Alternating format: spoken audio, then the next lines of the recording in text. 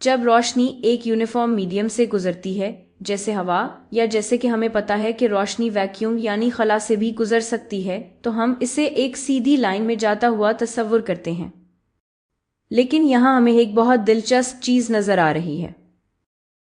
जब ये इस गिलास प्रिज्म से टकराती है, मुझे मालूम है कि आपको ये सिर्फ एक सरमी ट्रायंगल नज़र आ रहा है, लेकिन इसे एक मुसल्लस नुमा शीशे के टुकड़े की तरह सोचें।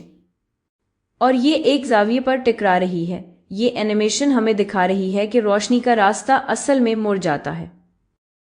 और सिर्फ ये नहीं कि इसका रास्ता मुड़ता है, बल्कि रोशनी की मुख्तलिफ फ्रीक्वेंसीज मुख्तलिफ मिकदार में मुड़ती हैं।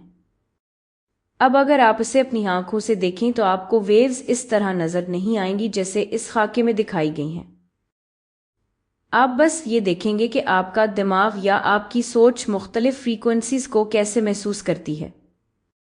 इसीलिए यहाँ हायर फ्रीक्वेंसीज को ज़्यादा जामनी रंग में दिखाया गया है, और इसीलिए यहाँ लोअर फ्रीक्वेंसीज को ज़्यादा सुर्ख रंग में दिखाया गया है, क्योंकि आपका दिमाग या आपकी सोच उन्हें ऐसे ही महसूस करेगी।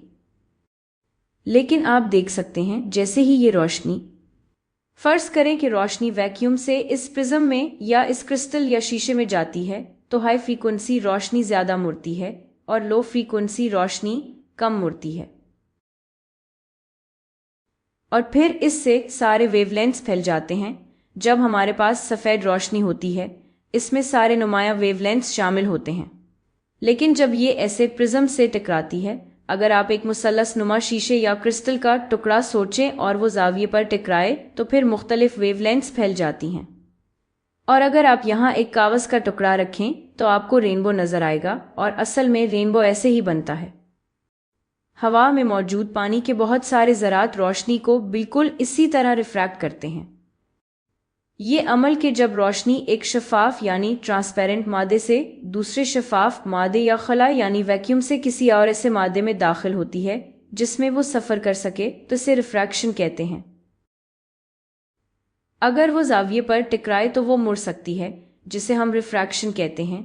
इसीलिए जब आप पानी के गिलास को जाविये से देखते हैं, आप सीधा पानी के पार नहीं देख रहे होते, तस्वीर बिगड़ जाती है।